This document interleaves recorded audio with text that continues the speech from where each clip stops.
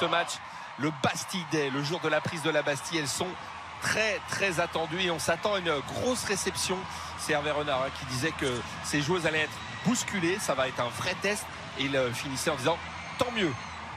Voilà l'entrée des joueuses dans ce Marvel Stadium. On espère que les héroïnes de ce match, mais surtout de la Coupe du Monde, eh bien ce seront les Françaises. Énorme ambiance là.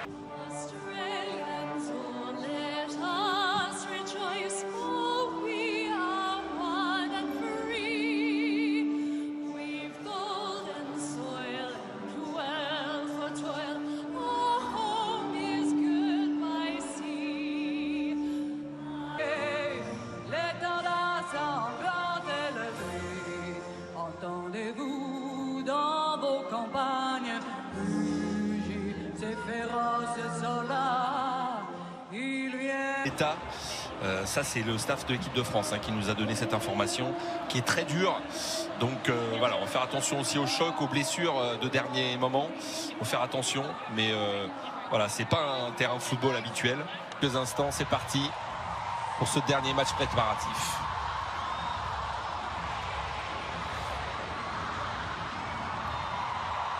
Ça y est, c'est parti pour ceux qui ne peut que toucher ce ballon avec une première ouverture là-bas pour Sam Kerr dans la surface, ballon retrait, mais pas de souci.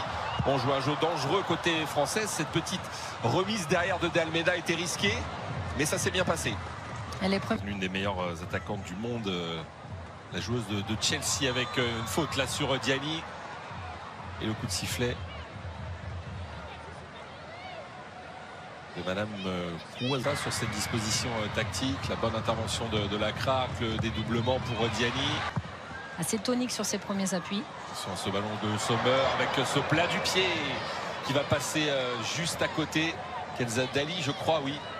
C'est elle, mais quand même, attention, on revient au jeu avec ce dédoublement avec Diani dans la surface et le centre et signalé hors jeu. Non, c'était Gueyoro, il me semble, signalé en position de hors jeu. Cette Coupe du Monde qui sera la 5e pour les Bleus. Il y a faute absolument de Almeida et ce sera un bon coup franc pour les Matilda. Bien placé, c'est un petit corner, le deuxième poteau et finalement ça va sortir. Pas très bien frappé, on va chercher comme souvent Sam Kerr. Jamaïque à midi, tous les matchs de l'équipe de France sont à midi. Attention à ce solution. On va chercher dans l'intervalle, elle est passée, Kerr dans la surface, elle va peut-être pouvoir frapper. Bonne couverture de Almeida et encore une fois, bonne vision du jeu de Renard, mais attention dans ces phases de jeu. À la relance ou sur certaines phases. Oui, il en joue absolument. Sam Kerr, la capitaine des Matilda. Il faut continuer à être bien concentré parce que les... Un ballon un peu trop poussé avec... peut-être sur ce côté gauche et cette frappe de Bacha directement sur la gardienne. Et avec Karchaoui qui se projette et qui perd ce ballon. Et encore une fois Dali, faute signalée. Et pourtant il a pris le ballon, Kenza Dali. De 2 ans de matchs amicaux. Attention à ce ballon. Encore une fois avec Vaille, la sortie. Et Bacha, le petit centre, deuxième poteau, c'était bien fait. On se relance comme on peut, la frappe de Gueyoro. Oh, c'est contré. Le but était ouvert et on s'en sort un petit peu par miracle du côté australien. Karchaoui pour le Sommer hors jeu.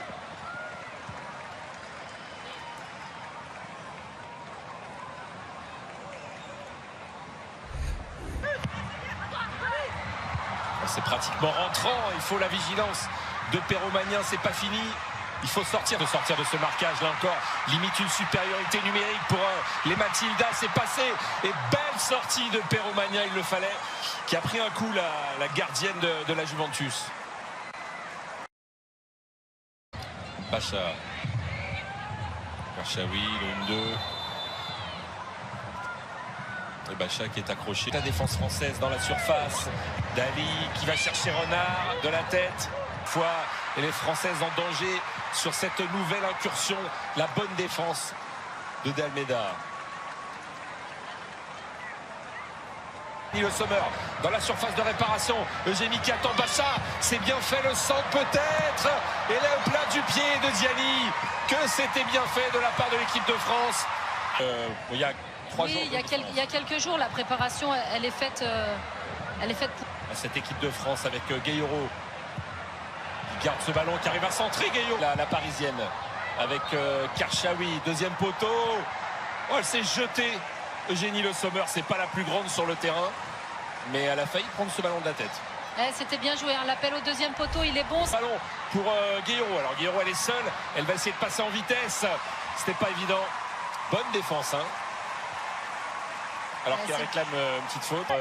Xavier Domergue, vous avez l'habitude. Timo Geffretin. Et au niveau des consultantes, eh bien, on va retrouver. Alors attention, un premier carton jaune pour Sakina. Avec ce long ballon dans la surface. Et on entend en 7 ans avec Kerr. Le petit ballon de Kerr dans la surface. Là, il y a danger. Et finalement, les Français s'en sortent bien. C'est Razo, hein, qui était venu dans l'axe. Et on se retrouve dans quelques minutes pour la deuxième période avec Corinne Petit. À tout de suite. Sans doute quelques ajustements à faire, notamment en défense. On voit Marie Foller qui avait 16 ans lors de la dernière Coupe du Monde en France. Elle est toujours présente. C'est parti pour cette deuxième. Elle a un duel pas simple, hein, avec Razo. Il y avait beaucoup à jouer avec Bach de Kennedy. Et bon pressing de Gueye-Roux qui récupère ce ballon avec Le Sommer. C'était compliqué, elle va obtenir la faute.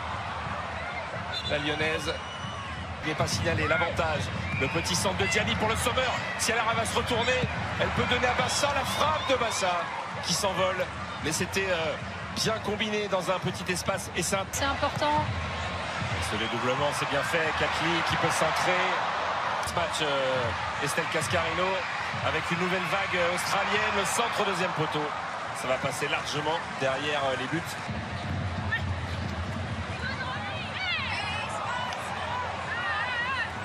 Et on s'accroche. On s'accroche, c'est viril. C'est vrai que... Il faut essayer d'écarter un peu plus. Karchaoui peut-être sur ce ballon. Énorme tampon là dans la surface de réparation. Mais rien ne se très attentive avec ce contre maintenant de Kerr qui peut servir Ford. Et pour Bacha, le dédoublement. Elle arrive, Karchaoui, elle vient de loin. Si elle arrive à centrer, c'était compliqué. Passe ballon, bien récupéré. Il y a du monde dans l'axe avec Foller qui va inscrire ce premier but. Les Australiennes qui se sont, comme à leur habitude, projetées très rapidement. Et là, il manquait du monde côté français. Et la jeune prodige Marie Foller qui ne manque pas l'occasion. La joueuse de Manchester City qui ouvre le score. Les Françaises se sont fait prendre de vitesse. Et on la voit arriver en plein axe de très loin. C'est à une des milieux de la suivre, hein. On voit son Nitoletti qui prend l'information. Elle essaie de faire l'effort, mais elle est trop loin. Bacha qui est toute seule. Bacha qui va pouvoir frapper, pourquoi pas. Les Australiennes, peut-être la plus forte qu'elles aient eue. Attention avec cette sortie là. Manquée de Wendy Renard. Et la deuxième est sanctionnée. Avec Gori, petit ballon, Perromagnin qui doit sortir. Personne dans l'axe. Le deuxième poteau peut-être. Ce sera un corner. Forcément, si c'est Eugénie Le Sommer qui va aider. 你这词去中国留学的体会是什么？你对哪里的印象如何？你对那里的印象如何？每当他们这样问我的时候